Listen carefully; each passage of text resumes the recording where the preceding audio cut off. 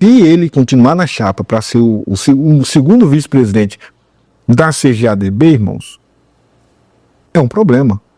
E aí você pergunta, sim, Zé, mas qual o problema? Eu vou mostrar para vocês agora.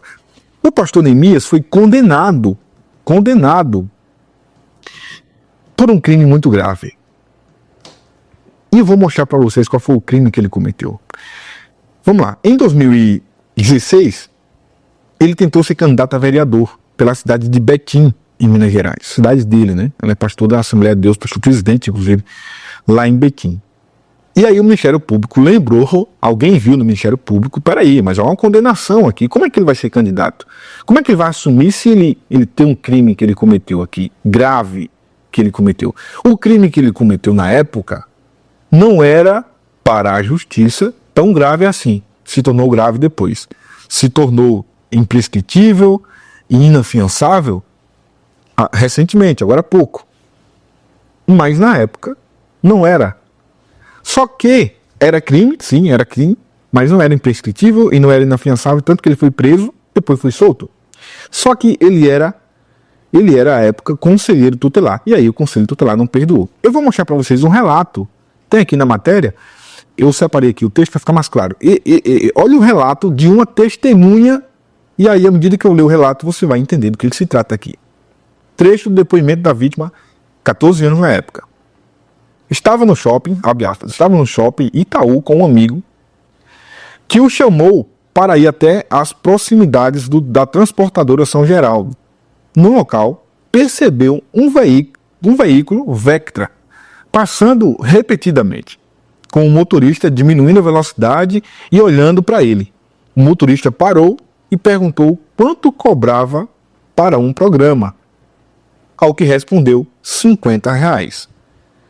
Após reclamação do valor, sugeriu que o motorista desse uma volta e retornasse. Quando o motorista voltou, perguntou se o valor havia diminuído, e o informante então cobrou algo entre R$10 e R$15. Aí o rapaz, o garoto, né, o adolescente, menor de idade, entrou no veículo, seguiu para uma rua próxima, parando atrás de um caminhão. O motorista abriu o zíper da calça e, neste momento, ambos foram abordados por policiais militares e foram conduzidos à delegacia de plantão. Mais tarde, o informante soube que o motorista se chamava Neemias. Não é só coincidência, né? A gente está falando da mesma figura. Isso aconteceu em 2005 para 2006. A gente está falando da mesma figura. Após esse episódio, o acusado perdeu o cargo de conselheiro tutelar da época. Cara, ele era conselheiro tutelar quando ele fez isso. O pastor Neemias, o pastor Neemias, ele era pastor da Assembleia de Deus. Não é que ele se converteu depois. Eu sei que tem gente que vai querer pegar o pano maior do mundo para passar aqui para dizer, não, peraí, ele se converteu depois. Não. Ele já era pastor da Assembleia de Deus e foi eleito conselheiro tutelar com apoio de quem, irmão? Assembleia de Deus. Aí, tem a decisão judicial. Ao recorrer à decisão que o destituiu do cargo, a justiça reafirmou a condenação. Ele ainda foi brigar, né? Ainda foi para cima. Abre aspas, restaram efetivamente demonstradas a violação do dever moral e a conduta desonrosa do réu, bem como a prática de atos incompatíveis com o exercício da função. Assim, correta sua destituição do cargo de conselheiro tutelar, bem como a declaração de impossibilidade de exercício de qualquer cargo, emprego ou função pública no município de Betim.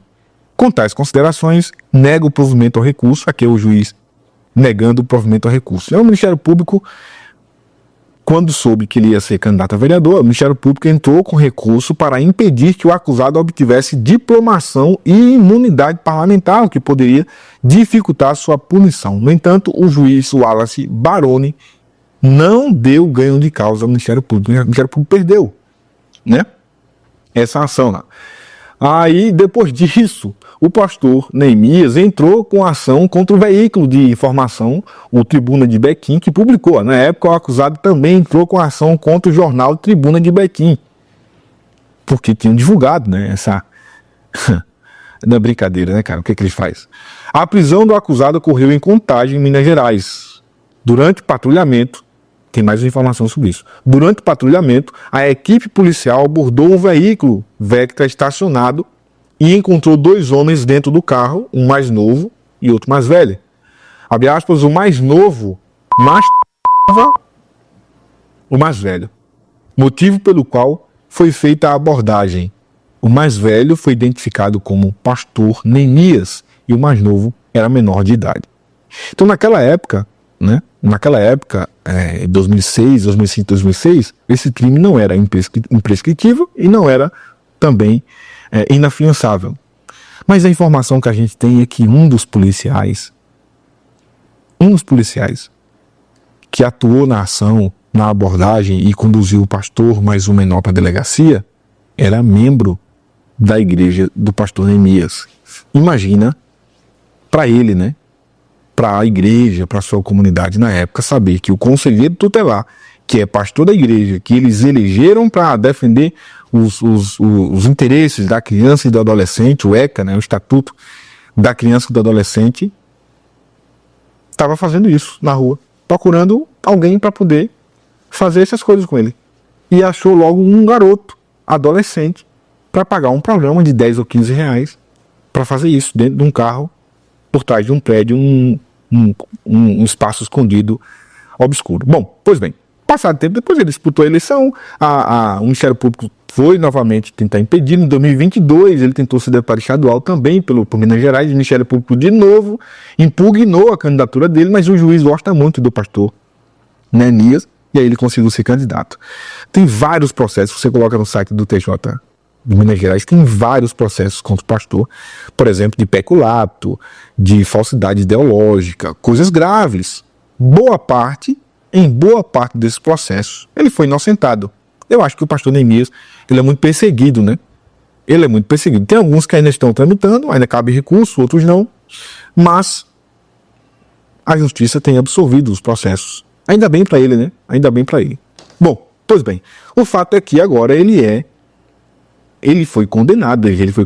Aqui, os outros processos que eu acabei de citar, como por exemplo peculato, improbidade administrativa, em boa parte deles ele foi absolvido. A justiça indeferiu os processos, as acusações de ele, embora figurasse como réu, foi absolvido. Agora, esse não. Esse e que, do ponto de vista ético, talvez seja o mais grave, né? Não que qualquer crime não seja crime, mas do ponto de vista ético, para alguém que é pastor de uma igreja, é gravíssimo. E agora, o pastor José Wellington Costa Júnior, não sei se sabia ou se não sabia, não quero fazer juízo de valor em relação ao julgamento do pastor Wellington, porque a gente sabe que isso aqui é mais um movimento político, então de repente nem é ele quem escolhe, né? Há um colegiado, há pessoas que influenciam, tal, no Nordeste coloca fulano de tal, em tal lugar eu sugiro que seja fulano de tal, e aí de repente ele não precisa nem conhecer todo mundo para compor essa chapa dele. Mas a gente está falando de alguém que vai ser segundo vice-presidente de uma das mais importantes convenções, se não a mais importante convenção do Brasil, né? Ligada à Igreja do Brasil, que é a CGADB. E o rapaz vai ser vice-presidente da igreja com essa biografia, pastor José Wellington. E você que é membro, você vai ficar calado sabendo que a igreja vai eleger essa pessoa?